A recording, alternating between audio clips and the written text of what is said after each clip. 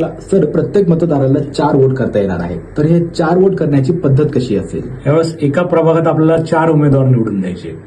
तर 4 उमेदवार निवडून द्यायचे म्हणजे संभ्रम काहीच नाही. तर अ ब क ड असे आपण हे केलेली.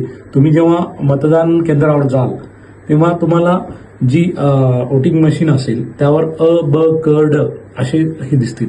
त्यात तुम्हाला अ पर्यायातून एक उमेदवार निवडायचा आहे, ब मधून एक उमेदवार निवडायचा आहे, क मधून एक निवडायचा आहे.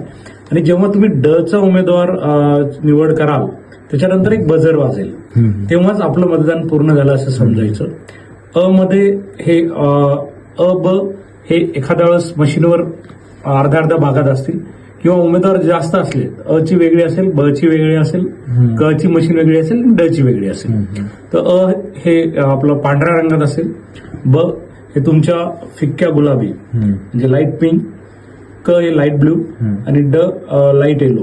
म्हणजे अशा पद्धतीने आपण कलर कोडिंग केलेलं आहे. म्हणजे तुम्हाला आयडेंटिफाय करता येईल की 4 आपल्याला उमेदवार द्यायचे. आणि सर 4 करणे कंपल्सरी आहेच का? हा, 4 मतदान करणं कंपल्सरी आहे, नाहीतर तुमचं मतदान पूर्ण होणार नाही.